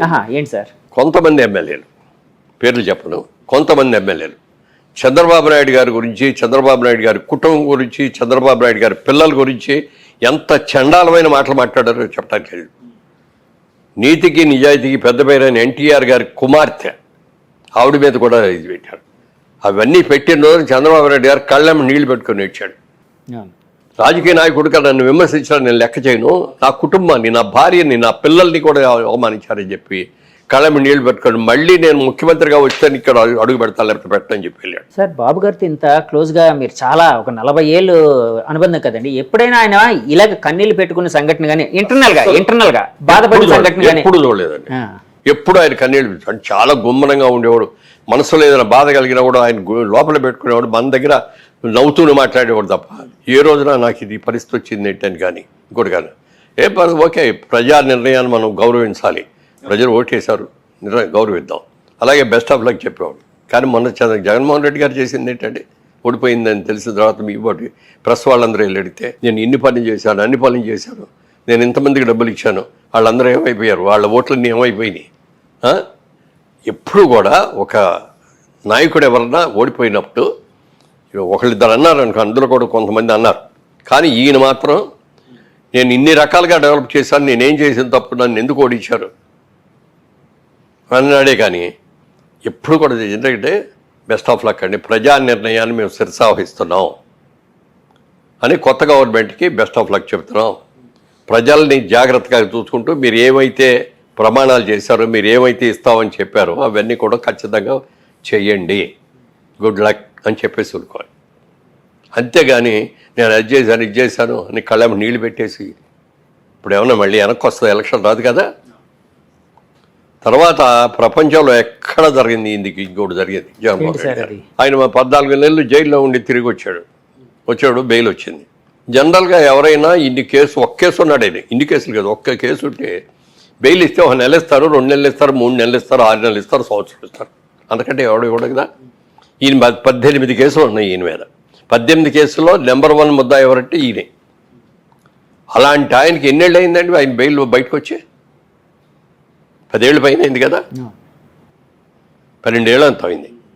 ఇన్ని రోజులు అసలు బెయిల్ ఎవరిస్తాడండి? అంటే దానికి కారణం Manage ఏంటంటే సార్ మేనేజ్ అంటే మేనేజ్ అది రాకుండా చూసుకున్నాడు అంతే. ప్రతిసారి ఢిల్లీ వెళ్ళినప్పుడల్లా ఏదో ప్రత్యేక హోదా తీసుకొస్తాడు, లేకపోతే ఈ డబ్బులు తీసుకొస్తాడు, అవి తీసుకొస్తాడు, ఇది తీసుకొస్తాడు అని ఆయన తెచ్చేది ఏమీ లేదు. తన కేసులు ఎలా ఆపుకోవాలి, ఎలా వాళ్ళు ఈ 5 ఏళ్ళలో జగన్మోహన్ రెడ్డి గారు ఎప్పుడు ఢిల్లీ వెళ్ళినా తన కేసులు పని మీద తన సొంత పని మీద వెళ్ళారు తప్ప. భావిస్తున్నారు సార్. సో ఇలాంటి ఫ్యాక్టర్లన్నీ ఆయన ఓడించాయండి. డెఫినెట్గా మరి ఇవన్నీ కూడా ప్రతిదీ లెక్కేస్తారండి. వాళ్ళ ఎన్టీ రామారావు గారు రాజకీయాల్లో రాకముందు మన ఆళ్లలో చూసుకుంటే ఓ 20% పేపర్ చదివేవారేమో రాజకీయాలతో టచ్ ఉంది. 80% అసలు ఎవరికి టచ్ ఉండేది కాదు. అలాంటిది ఎన్టీ రామారావు గారు వచ్చిన తర్వాత ప్రతి వాళ్ళకిలో ఒక చైతన్యం వచ్చింది. ప్రతి ఒక రోజు మైక్ తీసుకెళ్ళి పెట్టండి, కూలి పని చేసే వాళ్ళ దగ్గర కూడా ధారాళంగా మాట్లాడేసేస్తారు. లేదండి, నేను చాలాసార్లు వెళ్ళినప్పుడు అద్భుతంగా మాట్లాడుతున్నారు సార్. అద్భుతంగా మాట్లాడతారు. ఇద్దరు లేదు, రామారావు రాకముందు ఆ చైతన్యం లేదు ఎవరిలో. రాజకీయ చైతన్యం తీసుకొచ్చింది ప్రజల్లో, ముఖ్యంగా పేదవాళ్లలో ఎన్టీ రామారావు. ఆయన ఎంత నిజాయితీగా ఉన్నాడో అంత మించిన నిజాయితీతో చంద్రబాబు నాయుడు గారు కూడా ఉన్నారు. నందమూరి వారి కుటుంబం మీద కానీ, నందమూరి వారి పిల్లల్లో ఇప్పుడు బాలకృష్ణ గారిలో కానీ, చంద్రబాబు నాయుడులో కానీ ఏ రోజున ఏదైనా ఒక్క అవినీతి కేసు ఉందో ఒక్కడన్నా. గాలికి వెళ్ళే వాళ్ళు కేసులు పెట్టవచ్చు, నా మీద కూడా పెట్టవచ్చు. నాకు ఇంతవరకు నా మీద ఎప్పుడు ఏ విధమైన కేసులు లేవు. నీతిగా ఉన్నాం కాబట్టి, ఇన్నేళ్ళు బట్టి ఉన్నాం. రియల్ ఎస్టేట్లో ఉండి ఏమీ లేదు. ఇన్కమ్ ట్యాక్స్ డిపార్ట్మెంట్లో ఏ రోజున మాకు ఇది రాదు. అన్నీ కూడా పర్ఫెక్ట్గా కట్టేస్తాం మేము. అందుకని మేము మా మీదకి రావు. మరి అలాంటి ఆయన అన్ని కేసులు ఉన్న ఆయన ఇన్నేళ్ళు ఎలా ఉండగలిగాడండి? ఎలా మేనేజ్ చేశాడండి? ఏదైనా పాపం పడాలి, టైం రావాలి. ఇవాళ ప్రజలందరూ కూడా అది గుర్తించి, అది తెలుసుకొని, చేసిన తప్పులు తీసుకొని మనం యునానిమస్గా వేయాలన్నారు. ఎలక్షన్ అయిన తర్వాత కూడా ఎవరు ఇంత మెజారిటీ వస్తాయని ఎవరూ ఊహించలేదు సార్. బాబు గారు ఏమైనా ఊహించారా సార్ ఇలాంటి మెజారిటీ? బయటపడ్డా ఆయన ఎప్పుడు అంటే మీతో, అంటే మీ నాయకులు మీతో కానీ గెలుస్తాం మనం అన్నారే తప్ప మనకి ఎంత మెజారిటీస్ వస్తాయి, ఇన్ని సీట్లు వస్తాయి అనేది ఎవ్వరూ అలా చెప్పిన ఏకైక వ్యక్తి కేకే సర్వీస్. అవును, కిరణ్ ఎంత బాగా మరి ఇద్దరు తెలియదు కానండి. అతను కూడా కలుసుకోవాలని అనుకున్నాను. ఎంత బాగా చెప్పాడండి. లాస్ట్ టైం ఓడిపోయినప్పుడు జగన్మోహన్ రెడ్డి గెలిచినప్పుడు బాగానే ఇట్లాగే చెప్పాడు. అవునండి, ఆయనకి ఎన్ని సీట్లు వస్తాయి మేమే అనుకుంటాం. చంద్రబాబు నాయుడు గారికి రాకుండా ఎవరు ఇస్తారు? 20 వస్తాయి. మీరు బోల్డన్ చేసామని చెప్పి ఈయన చంద్రబాబు నాయుడు గారు కూడా ఆ రోజులు అన్నారు, మనం పసుపు ఇచ్చాం బోళ్ళ మందికి, ఎలక్షన్ ముందు 10,000 చెప్పి ఇచ్చాము, మహిళా ఓట్లని మనకు వచ్చేస్తాయన్నారు. కానీ ప్రజలు ఏమన్నారు తెలుసండి? ఆయన 10,000 ఇస్తే ఆయన సొంత డబ్బులు ఇచ్చాడా? గవర్నమెంట్ డబ్బులే కదా మాకు ఇచ్చింది. ఆయన ఏదైనా సొంత డబ్బులు ఇస్తే అప్పుడు ఆలోచిస్తాం దాని గురించి. ఎవరు సొంత డబ్బులు ఇస్తే వాళ్ళకి ఓటేస్తామన్నారు. ఇవాళ జగన్మోహన్ రెడ్డి గారు ఇచ్చింది ఆయన సొంత డబ్బులు ఇచ్చాడా? ఉంటే మీటర్ ఒక్కడమే కదా ఆయన చేసింది. మీటర్ ఒకటే రోజు దారిమట వెళ్ళి రిక్షా వాడినో లేకపోతే కూలి పని చేసుకునే వాడిని పిలిచేవారు, బాబు ఇదిగో ఇక్కడ నొక్కు అంటే నొక్కుతాడు. కానీ నొక్కటానికి డబ్బు ఎలా సంపాదించాలి, ఇన్కమ్ ఎలా తీసుకురావాలి, ట్యాక్స్లు ఎలా పెరగాలి, మన వాళ్ళకి కావాల్సిన అవసరాలన్నీ ఎలా తీరాలి, ఇవన్నీ తెలుసుకొని చేసేవాడే నిజమైన ముఖ్యమంత్రి తప్ప, ముఖ్యమంత్రి అంటే ఏంటి? ఇన్ని లక్షల మంది, మరి కోట్ల మంది, ఇవాళ ఇన్ని కోట్ల మంది యొక్క సమస్యల్ని, కష్టాలని, సుఖాలని, పిల్లల భవిష్యత్తుని తీర్చిదిద్దవలసిన ఒక పవిత్రమైన బాధ్యత ఉన్న వ్యక్తి ముఖ్యమంత్రిగా ఉండాలి. అలా ఉన్నవాళ్ళే ఉంటారు లాంగ్ మీటింగ్. సార్ మొన్న మధ్య ఒక మాట అయితే వినిపించిందండి. చంద్రబాబు గారు ఇప్పుడు సూపర్ 6 అని పెట్టి, అంటే జగన్మోహన్ రెడ్డి గారు ఇచ్చే పథకాల కంటే ఇంకా అద్భుతమైన పథకాలు, ఎక్కువ డబ్బు ఇస్తామని చెప్పి జనాలకి, అంటే మేము ఫలానా పథకాలు అందించబోతున్నాం. ఇప్పుడు పెన్షన్ అనుకోండి 4,000, ఇప్పుడు 3,000 ఎంత వస్తుంది వృద్ధులకి పెన్షన్, 4,000 ఇస్తామన్నారు బాబు గారు. ఏప్రిల్ మే నెల నుంచి ఇచ్చేస్తామన్నారు. సో ఇలా రకరకాల సూపర్ 6 అని పెట్టారు. చాలా ఎక్కువ వెల్ఫేర్ అనేది ప్రకటించారు. అప్పట్లో వైసీపీ నాయకులు ఒక మాట అనేవారండి, అంటే మేము జగన్మోహన్ రెడ్డి గారు ఇస్తూ ఉంటే చంద్రబాబు గారు ఈ ఆంధ్రప్రదేశ్ని ఒక శ్రీలంకలా చేస్తున్నారు, ఒక సోమాలియాలా చేస్తున్నారు అని చెప్పి విమర్శించేవారు బాబు గారు. అలాంటిది ఇప్పుడు ఆయన మాకంటే ఎక్కువ పథకాలు ఎలా ఇవ్వగలుగుతారు? అంటే ఆయన ఇప్పుడు ఇస్తే ఈ ఆంధ్రప్రదేశ్ శ్రీలంక అవదా, సోమాలియా కాదా, అంటే ఆర్థికంగా చితికిపోదా అని ఒక క్వశ్చన్ అడిగేవారండి. దానికి మీ సమాధానం ఏంటి? దాని సమాధానం, ఆయన ఇన్కమ్ ఎలా జనరేట్ చేయాలి అనేది ఆయనకి తెలిసినట్టుగా ఎవరికి తెలియదండి. మీరు చూస్తూ ఉండండి, 1 year తిరిగేటప్పుడు ఎన్ని కొత్త ఇన్స్టిట్యూషన్స్ వస్తాయి, కొత్త ఇండస్ట్రీస్ వస్తాయి. తర్వాత ఇంకోటి పెద్దది ఏంటంటే, ఇప్పుడు తెలంగాణ ఉందనుకోండి, హైదరాబాద్, సికింద్రాబాద్ ఉంది, వరంగల్ ఉంది, నిజామాబాద్ ఉంది, మంచి సిటీస్. ఏమంటే అదే విధంగా చూసుకుంటే తమిళనాడులో చూసుకుంటే మెడ్రాస్ ఉంది, కోయంబత్తూరు ఉంది, సేలం ఉంది. కేరళ చూసుకుంటే త్రివేంద్రం ఉంది, బ్రహ్మాండమైంది. మన కర్ణాటక పక్కన ఉన్న కర్ణాటక చూసుకుంటే వాళ్ళకి బెంగళూరు ఉంది, మైసూరు ఉంది. మనకి ఏముందండి ఆంధ్రప్రదేశ్కి ఏముంది? ఒక సిటీ చెప్పండి, మీ నోటితో మీరు ఒక సిటీ చెప్పండి. హైదరాబాద్ మనకి ఆంధ్రప్రదేశ్లో ఏముంది? ప్రస్తుతానికి ఉన్న దాంట్లో అయితే విశాఖపట్నం ఒకటే అండి. విశాఖపట్నం కూడా దాన్ని కూడా చంద్రబాబు నాయుడు గారే దానికి కంపెనీలు అయింది తీసుకొచ్చి అక్కడ పెట్టించి, ఎందుకంటే దానికి ఒక అద్భుతమైన సిటీ వైజాగ్ అనేది. సముద్ర బొడ్డు బోల్డ్ అనేది ఆయనకి దాని మీద ఎన్ని ప్లాన్స్ ఉన్నాయో చెప్పడానికి లేదు. ఈ Visakhapatnam lot of pharmaceutical industries ఇప్పుడు బాగా ఉన్నాయి. అలాగే అక్కడ హార్బర్ మూలంగా హార్బర్ బాగా డెవలప్ చేసి ఇది చేస్తే ఇంకా అద్భుతమైన ఇతర దేశాలన్నింటికి కూడా ఇక్కడికి వచ్చి ఇక్కడ అన్లోడు లోడు చేసుకొని మళ్ళీ ఎవరెక్కడికి వెళ్ళాలనేది ఇవన్నీ కూడా చేసే హబ్ లాగా, ఒక సెంట్రల్ హబ్ లాగా వైజాగం చేయడానికి కూడా అవకాశం ఉంది. ఎంతమంది లేబర్కి ఉద్యోగాలు వస్తాయో చెప్పడానికి లేదు. అవన్నీ చాలా ఉన్నాయి. వైజాగ్ని చేస్తాం. వైజాగ్ ఓకే ఒకటి, విజయవాడ సిటీయా బిజినెస్ సిటీ అంతే, ఏమి కాదు. గుంటూరు పంటలు మిర్చిను పొగాకు ఆడితే అది, తెనాలి ఇంకా తక్కువ, మంగళగిరిలో ఏమీ లేవు. వీటన్నిటి కలిపి అమరావతిని క్యాపిటల్ చేసుకొని ఇదంతా కలిపి ఒక సిటీ చేయాలి. ఇది ఒక అద్భుతమైన సిటీ చేసి దీనికి కావాల్సిన వనరులన్నీ చేయాలి. బయట వాళ్ళ నుంచి, బయట దేశాల నుంచి, అతర రాష్ట్రాల నుంచి, మనకి తమిళనాడు నుంచి వస్తాయి లారీలు, బోల్డ్లు వస్తాయి. ఈ లారీలన్నీ కూడా విజయవాడ నుంచి వెళ్ళాలి. అలా కాకుండా మంగళగిరి దగ్గర నుంచి అవుటర్ రింగ్ రోడ్ ప్లాన్ చేశాడు.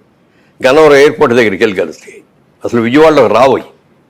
అలాగే హైదరాబాద్ అయినా ఉంటే మంగళగిరి వచ్చిన తర్వాత ఇటు నందిగామ దగ్గరికి తీసుకొచ్చి ఓవర్ బ్రిడ్జిల మీద అక్కడి నుంచి హైదరాబాద్ వచ్చేటట్టు. కలకత్తా వెళ్ళాల్సి అయినా ఉంటే నందిగామ దగ్గర, కంచికిచర్ల దగ్గర బ్రిడ్జి మొదలుపెట్టి డైవర్స్ రింగ్ రోడ్ లాగా చేసి గన్నవరం ఎయిర్పోర్ట్ దగ్గర దాటిన తర్వాత కలపాలి. ఇవన్నీ కూడా పెట్టేస్తే ఏముందంటే సిటీలో ట్రాఫిక్ తగ్గుద్ది. అవునండి. ఈ కమర్షియల్ లారీస్ అన్నీ కూడా రావు. ఓన్లీ ఇంటర్నల్గా ఉండే కార్లు, ఇంటర్నల్గా ఉండే బస్సులే ఉంటాయి. ఇది దాంతో ఏదంటే మనకి ఇది కూడా బాగుంటుంది, వాతావరణం బాగుంటుంది, పొల్యూషన్ తక్కువ ఉంటుంది, ప్రమాణం. ఇవన్నీ ప్లాన్ చేశాడు ఆయన. తర్వాత మనకి పక్కనే కృష్ణా నది ఉండటం అనేది పెద్ద సెట్ అమరావతికి. మనకి ఏ స్టేట్స్కి అంత ఇది లేదు. ఇప్పుడు తమిళనాడులో చెన్నై ఉందంటే పక్కన సముద్రం ఉంది, కానీ సముద్రం వేరు, రివర్ వేరు. సముద్ర వాటర్ని మనం పెద్దగా ఉపయోగించుకోలేము. అంటే ఫిషింగ్ బిజినెస్లో అవి వస్తాయి, కానీ తాగునీటి అవసరాలకు పనికిరాదు. అలాగే పంటలకు కూడా పనికిరాదు. అదే మీరు ఇప్పుడు కృష్ణా నది బ్యారేజ్ ఉంది కదా, ఇంకో బ్యారేజ్ కడదామని ప్లాన్ చేశారు. ప్లాన్ చేశారు. ఆ బ్యారేజ్ ఈ బ్యారేజ్ మధ్యలో వాటర్ స్టోర్ చేసి వీటిలన్నిటి కూడా కాలువల ద్వారా అమరావతి చుట్టూ లోపల ఎక్కడ కాలువలు పెట్టేసి వాటి మీద మళ్ళీ అందమైన ఐకాన్ బ్రిడ్జెస్, మన ఇటలీ లాగా, రోమ్ వాటర్ సిటీ, అలాగా దీన్ని చేయడానికి అన్ని ప్లాన్లు చేశారు. ఒక క్యాపిటల్ సిటీ ఎలా ఉండాలనే దాని మీద ఆయనకున్న అవగాహన ఇంత అంత కదండి. ఎంతమందికి అట్లా అమరావతిని సెలెక్ట్ చేయటమే గొప్ప అయితే, అమరావతిలో ఎలాంటి క్యాపిటల్ కట్టాలి అనే దాని మీద జపాన్ వాళ్ళని పిలిచారు, సింగపూర్ వాళ్ళని పిలిచారు, మలేషియా వాళ్ళని పిలిచారు. ఇంకా ఎవరైనా ప్లాన్స్ ఉంటే ఇవ్వండి అన్నారు. 1 సంవత్సరం 1.5 years ప్లాన్స్ ఫైల్ చేయడానికి పడుతుంది. ఎప్పుడు కూడా ప్లాన్స్ తయారు చేసేటప్పుడు తప్పుగా తయారు చేస్తే ఆ తర్వాత మీరు ఎంత చేసినా ఉపయోగపడదు. అవునండి. ప్లానింగ్లో ఎక్కువ టైం తీసుకోవాలి. అంత ఎక్కువ టైం తీసుకున్నాడు, వాళ్ళందరి సహకారం తీసుకుని బ్రహ్మాండమైన క్యాపిటల్ కట్టడానికి చేస్తే పాప అంతమంది రైతులు వాళ్ళు ఏమీ తీసుకోకుండా అన్ని ల్యాండ్లు ఇస్తే వాళ్ళందరినీ నానా కష్టాలు పెట్టేశారు. అమరావతి డెవలప్ చేస్తే చంద్రబాబు నాయుడికి పేరు వస్తుంది, కానీ నాకేం వస్తుంది అనుకున్నాడు. 3 రాజధానులు అని చెప్పి వైజాగ్లో పెడతాను నేను, ఇక్కడేమో ఊరిని శాసనసభ క్యాపిటల్ అని పెడతాను, లేకపోతే కర్నూలులోనేమో న్యాయరాజు అని పెడతాను అని చెప్పి 3 అవసరం అండి. ఓ చిన్న రాష్ట్రం అంది, తెలంగాణ నుంచి విడిపోయిన తర్వాత మన రాష్ట్రం చాలా చిన్నది. ఈ చిన్న రాష్ట్రాన్ని 3 క్యాపిటల్స్ కావాలా? మీరు వైజాగ్లో మీరు జనరల్ క్యాపిటల్ అంతా అక్కడ పెడితే మన రాయలసీమ నుంచి వచ్చే వాళ్ళకి ఎంత దూరం అండి? ఎన్ని గంటల ప్రయాణం చేస్తే అక్కడ జరగలుగుతారు? క్యాపిటల్ ఇది. క్యాపిటల్ అంటే అమరావతి. ఎక్కడికి వెళ్ళాలన్నా, అటు వైజాగ్, శ్రీకాకుళం వెళ్ళాలన్నా, లేకపోతే ఇటు కడప, కర్నూలు, అనంతపూర్ వెళ్ళాలన్నా, లేకపోతే ఇంకెక్కడైనా అందరికీ సెంటర్ పాయింట్ అది. 6-7 గంటల్లో వచ్చేయచ్చు అక్కడికి. జగన్మోహన్ రెడ్డి గారు 3 రాజధానులు అన్నారు. దాన్ని వ్యతిరేకిస్తూ ఆంధ్ర ప్రజలు ఒక మ్యాండేట్ ఇచ్చి దాన్ని పార్టీని ఓడించారు అన్నట్టు భావించచ్చా అండి? వాళ్ళు కూడా ఓడించారు. అంటే ఏదో అంటారే ఏదో సావుకి 1000 కారణాలు 1000 కారణాలు అంటారు, ఏదో సావిత్రి కన్నుడి జావుకి 1,00,000 కారణాలు అంటారు. 1000 కారణాలు. అలా వాళ్ళు జగన్మోహన్ రెడ్డి గారు ఎంత ఘోరంగా ఓడిపోవడానికి అన్ని కారణాలు, చాలా కారణాలు ఉన్నాయి. కూసి కదండి. రైతులు తీసుకోండి, రైతుల గురించి ఎవడు పట్టించుకున్నాండి? మేము ఏదో అది ఇచ్చాము ఇది ఇచ్చామంటారు. వరదలు వచ్చి ఇది చేస్తే వెళ్ళాడు లేరు, అక్కడ ఉన్న మినిస్టర్లు కూడా వెళ్ళాడు లేరు, పంటలకు సరైన డబ్బులు తిరిగి ఇచ్చిన లేరు, పంట పోతే సగం ఇదైపోతే. తర్వాత వీటన్నిటికంటే మించింది ఏంటంటే మీ ల్యాండ్లన్నీ కూడా మీ పేరున ఉండవు. మేము ల్యాండ్ టైటిలింగ్ యాక్ట్, ఆ యాక్ట్ ద్వారా మేము మా దగ్గర డాక్యుమెంట్స్ అన్నీ మా దగ్గర పెట్టుకుంటాం, మీకు కాపీ ఇస్తాం. దాని మీద మనకి పట్టా పాస్ పుస్తకం అంటే ఏంటంటే గవర్నమెంట్ ముద్ర ఉంటుంది. అవునండి, గవర్నమెంట్ ముద్ర మధ్యలో ఉండి రావాలి. దాని మీద ఆయన ఫోటో ఎందుకండి? పాస్పోర్ట్ కావాలంటే పాస్పోర్ట్ మీద ఆయన ఫోటో ఏంటి? ఎంతకాలం ఉంటాడు ఆయన? కలకాలం ఆయనే ఉంటాడా? రియల్ డాక్యుమెంట్ అనేది ఒక ఇది దస్తావేజ్ అనేది లాంగ్, మన తరం కాకుండా నెక్స్ట్ తరం ఆ తరం కూడా వెళ్తాయి. మన డాక్యుమెంట్స్ తీయాలంటే 3 తరాలు తీయచ్చు మనం. అవునండి, ఈ బొమ్మ ఏంటండి? ఎప్పుడైతే దీని మీద మీకు అధికారం ఉండదో మా అధికారంలోనే ఉంటుంది, ఈ కాపీలు ఇస్తామన్న దాని మీద రైతులు బాగా వ్యతిరేకమై ఎదురు తిరిగారండి. యాక్చువల్గా ఇదే మాటని నేను అంటే ఎదురు తిరిగారంటే ఎక్కడ గొడవలు చేయాలా, ఎక్కడ అల్లరి చేయాలా, ఎక్కడ దాని గురించి మాట్లాడాలా, లోపల పెట్టుకొని సరైన గుణపాఠం చెప్పాలి అన్నారు. సార్ ఇదే మాటని నేను ఒక వైసీపీ నాయకురాలతో వంగగీత గారితో ఇంటర్వ్యూ చేసినప్పుడు అడిగానండి. అంటే ఎవరైనా ఈ ఎలక్షన్ మూమెంట్లో పాజిటివిటీ పెంచుకోవడానికి ట్రై చేస్తారు కానీ నెగిటివిటీ పెంచుకోవడానికి ట్రై చేయరు కదా, మీరు ల్యాండ్ టైటిల్ యాక్ట్ అనేది ఈ సమయంలో ఎందుకు తీసుకుని వచ్చారు అని అడిగాను. అడిగితే ఆవిడ ఇచ్చిన సమాధానం ఏంటంటే, ఇది మేము తీసుకుని వచ్చింది కాదు, సెంట్రల్ గవర్నమెంట్ మోదీ గారు గవర్నమెంట్ పెట్టింది అని అన్నారు. కానీ మోదీ గారి గవర్నమెంట్ పెట్టినప్పుడు రాష్ట్ర అధినేత అంటే ఏ రాష్ట్రాలకు రాష్ట్ర చెప్పాలి కదా, అది మీరు తప్పు చేస్తారండి, మా రాష్ట్రంలో మేము అమలు చేయవండి ఇది అని చెప్పుకోవాలి కదా. మోడీ గారు పెట్టింది కాదు, సెంట్రల్ గవర్నమెంట్ పెట్టింది, అంతకంటే కాదు ఇది వీళ్ళు పెట్టింది అండి. సో ఆ సెంటిమెంట్ బలంగా ఉందని భావించారు. అసలు ఎప్పుడు కూడా రైతులు అంటే మిగిలిన వాళ్ళలాగా యాజిటేషన్ చేయటం, హర్తాళు చేయటం, ఆపేయటం ఇవన్నీ చేయలేరు వాళ్ళు. ఇంట్లో నుంచి పొలానికి వెళ్ళటం, పంట పండించుకొని తీసుకురావటం, సవ్యంగా పంట పడితే అది జాగ్రత్తగా. అమరావతిలో 4-5 ఏళ్ళుగా చేస్తున్నారు కదండి ఆయన యాజిటేషన్, అంటే మొత్తం అన్ని పక్కన పెట్టి కూడా అమరావతి రాజధాని రైతులు దాన్ని అంటే ఒక రకమైన సెంటిమెంటల్ దాంతో చేస్తున్నారు. ఎంత కడుపు మండిపోయింది వాళ్ళకి. మాకేంటి అసలు ఇది? మేమేదో ఒక మంచి కోరి ఒక మంచి జరుగుద్ది, చంద్రబాబు నాయుడు గారు చెప్పారు, ఒక అద్భుతమైన క్యాపిటల్ చేస్తా అన్నారు, మాకందరికీ మేము ఇచ్చే ప్రతి ఎకరానికి ఇన్ని గజాలు చొప్పున ఇస్తానన్నారు, అప్పుడు దాకా కౌలు ఇస్తా అన్నారు అని అందరూ నమ్మించి ఇస్తే వాళ్ళకి వాళ్ళు ఎంత కోసం 5 సంవత్సరాలు ఎంత బాధపడ్డారు. వాళ్ళు పట్టమే కాదు, వాళ్ళని చూసిన వాళ్ళకి నాలాంటి వాళ్ళకి కూడా ఎంతో బాధ కలిగింది. అంత చేసి ఏం కరబరా బాబు, ఇది తీసుకెళ్ళి క్యాపిటల్ ఎక్కడో పెడతారంటాడు. వాళ్ళు ఇచ్చిన ల్యాండ్లన్నీ కూడా ప్లాటింగ్ చేసి ఎవరెవరికో ఇచ్చేస్తారంటాడు, ఇళ్ల స్థలాలు. ఏంటది? మీరు ఇళ్ల స్థలాలు వాటిలో అమ్ముకోవడం కోసం ఇచ్చుకోవడం కోసం ఇచ్చింది వాళ్ళు. ఒక క్యాపిటల్, ఒక అద్భుతమైన క్యాపిటల్ కడతారు. రేపు పొద్దున ఈ అసెంబ్లీ కట్టింది మా ఊరే అని, లేకపోతే ఇదిగో ఈ హైకోర్టు కట్టింది మా స్థలాలు మా పొలాల్లో అని ఎంత గర్వంగా చెప్పుకుంటారు వాళ్ళు. అలా చెప్పుకోవాలని మేమందరం కూడా వెళ్ళి చెప్పాం. ఇక్కడ క్యాపిటల్ వచ్చి అంత అనుమానం పెద్ద సిటీ ఇక్కడ కనుక చేసేటైతే పొద్దున్న మీ పొలాలన్నీ మీ అన్ని కూడా బంగారం అయిపోతాయి. మీరు వాళ్ళు ఇచ్చిన ప్రభుత్వానికి మీరు ఇచ్చామనుకున్న ల్యాండ్ది మీరు ఎక్స్పెక్ట్ చేసిన రైట్ కంటే 10 రెట్లు ఎక్కువ వస్తాయి. ఇక్కడ హైదరాబాద్లో ఎప్పుడన్నా ఊహించామండి ఈ రేట్లు? ఎలా వచ్చినాయి? ఇక్కడ క్యాపిటల్ వచ్చి మరి డెవలప్మెంట్ అంతా వచ్చి ఇన్స్టిట్యూషన్స్ అన్నీ వచ్చి ఎంత ఇచ్చింది. అలా తీసుకురాగలగాలి. అలా తీసుకొచ్చే మొగాడు, అన్ని రకాల ప్లాన్స్ ఉన్నవాడు. ఇప్పుడు దేశం అంతా అప్పుల్లోకి రాష్ట్రం అంతా అప్పులు చేశారు కదా. ఎన్ని అప్పులు అంటే ఇంకో 15 ఏళ్ళు 20 ఏళ్ళు కూడా ఈయన తీరుస్తూనే ఉండాలి. రేపు జీతాలు ఇవ్వడానికి డబ్బులు ఉన్నాయి లేదో కూడా మనకు తెలియదు. సో దాన్ని మరి చంద్రబాబు నాయుడు గారు ఎలా అధిగమించే అవకాశం ఉంది? ఆయనకి అదే ప్లాన్స్, చాలా ప్లాన్స్ ఉన్నాయి. నెంబర్ 1 అండి. నెంబర్ 2, సెంట్రల్ గవర్నమెంట్లో కూడా వాళ్ళ ఎన్డీఏ గవర్నమెంట్ వచ్చింది. ఇప్పుడు కీలకంగా వ్యవహరించబోతున్నారు చంద్రబాబు. ఎన్డీఏ వచ్చిన తర్వాత ఏంటంటే బీజేపీకి అబ్సల్యూట్ మెజారిటీ వస్తే వాళ్ళ పోకడ వేరుగా ఉండేదేమో. ఇవాళ ఎన్డీఏ లేకుండా బీజేపీ అధికారంలోకి రాలేదు. దాంట్లో ముఖ్య పాత్ర వాళ్ళు చంద్రబాబు నాయుడు గారు, చంద్రబాబు గారు, నితీష్ గారు, వీళ్ళిద్దరు. చంద్రబాబు గారు మెయిన్గా అదే. అందుకని నిన్న మీటింగ్లో అయ్యి చూస్తే ప్రైమ్ మినిస్టర్ గారు పక్కన కూర్చుంది ఎవరంటే చంద్రబాబు.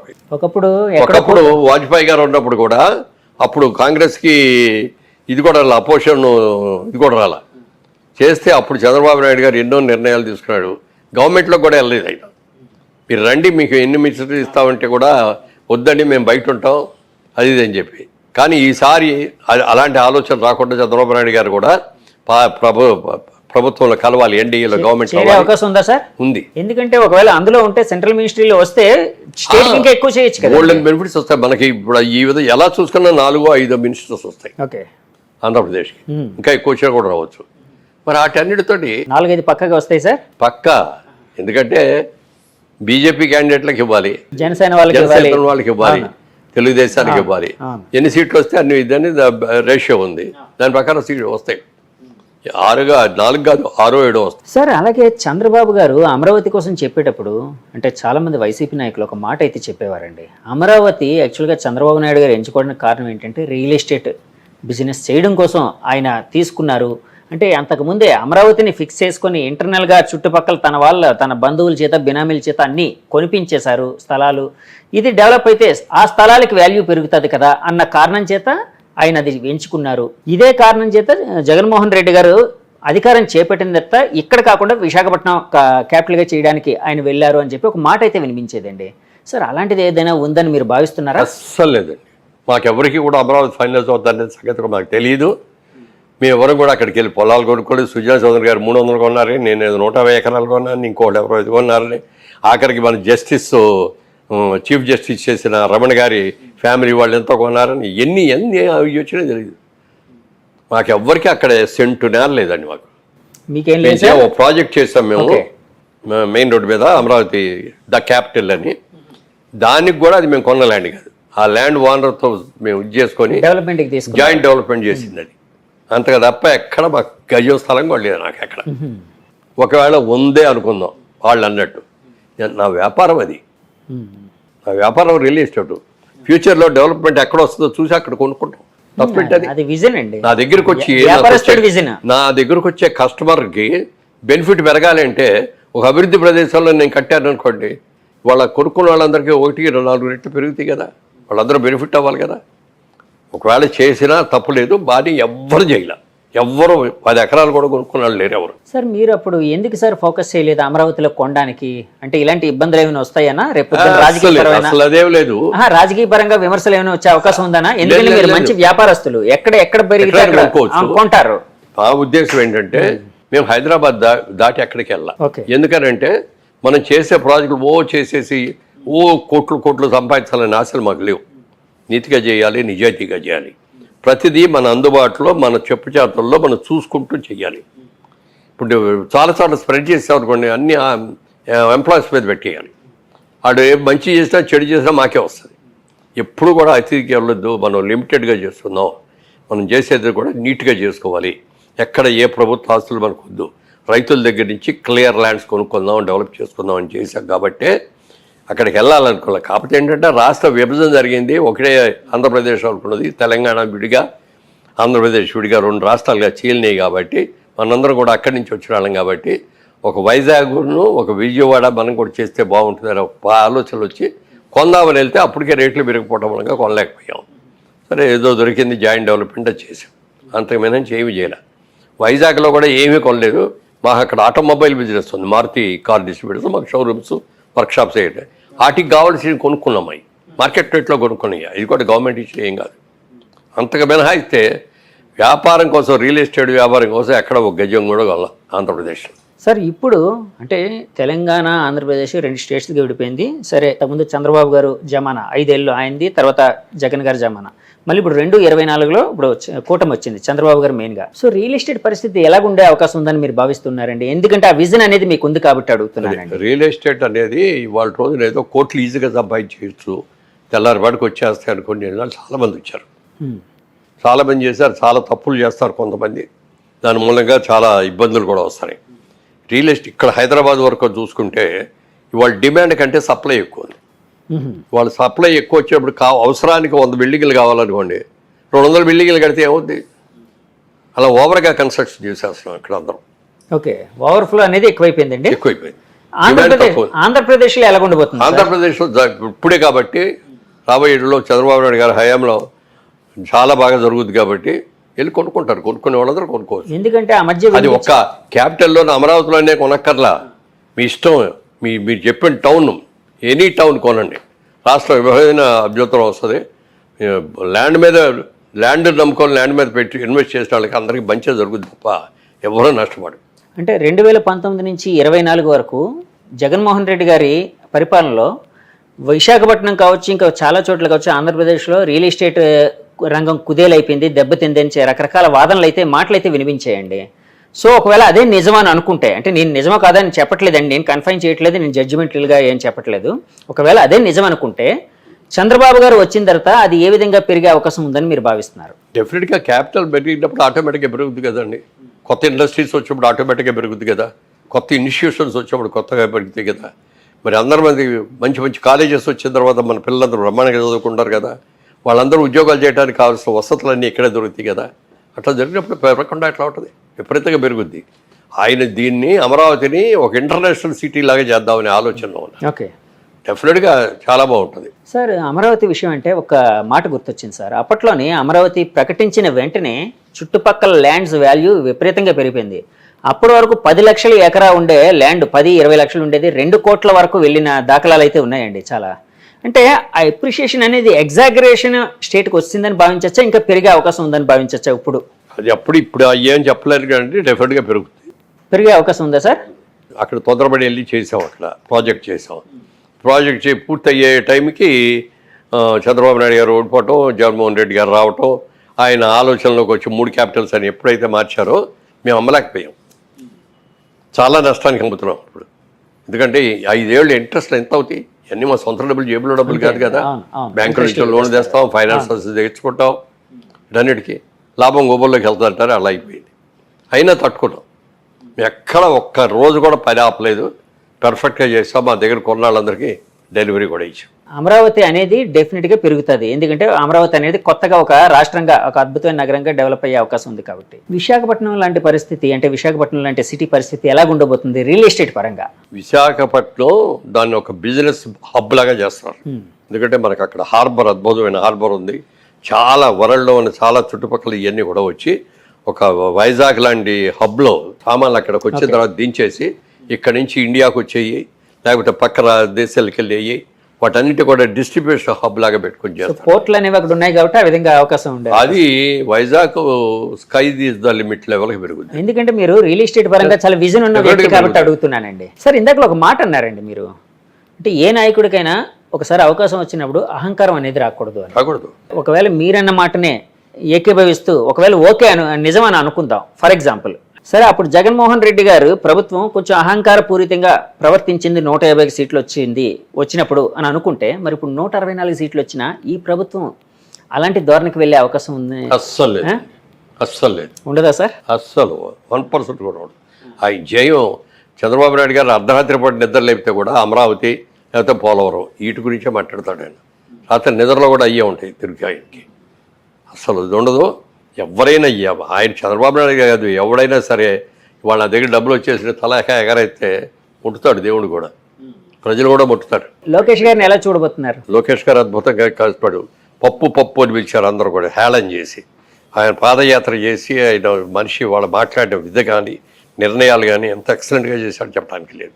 అలాగే సినిమా వాళ్ళు వస్తారు పోతారు, వాళ్ళు ఏం చేయలేరు అనుకున్న పవన్ కళ్యాణ్ గారు దాదాపు 15 సంవత్సరాలుగా గెలిచినా ఓడినా ఇక్కడే ఉండి ఇవాళ రోజున కీ అయిపోయాడు.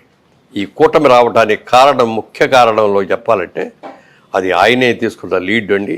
చంద్రబాబు నాయుడు గారిని ఒప్పించుకున్నారు, అక్కడికి వెళ్ళి మోడీ గారిని ఒప్పించారు. వచ్చే ప్రభుత్వ వ్యతిరేక ఓటును చీల్చుకోకూడదు, మనం ఒకే ఇదిగా రావాలి అని చెప్పి చేసి ఎంత ఎక్సలెంట్గా చేశారో, మోడల్ లాగా చేశారు కూటమి అనేదాన్ని. దానికి పూర్తిగా పవన్ కళ్యాణ్ గారిని చేయాలి. తర్వాత లోకేష్ గారు, యంగ్ జనరేషన్ రావాలి ఇక్కడి నుంచి, వీళ్ళందరూ కూడా ఇప్పుడు యంగ్స్టర్స్ రావాలి అంటే వాళ్ళకి చేయాలి, వాళ్ళకి అవకాశం ఇవ్వాలి. థ్యాంక్ యూ వెరీ మచ్ అండి. ఇంకోసారి డెఫినెట్గా చేద్దాం సార్. చూసారు కదండి, ఇది మురళీమోహన్ గారి అంతరంగం. చాలా విషయాలు పంచుకున్నారు మనతోని. సో ఈ ఇంటర్వ్యూ మీకు నచ్చితే మా ఛానల్ లైక్ చేయండి, కామెంట్ చేయండి, షేర్ చేయండి, సబ్స్క్రైబ్ చేయండి. Thank you very much. Signing off, me Jagadish. By by.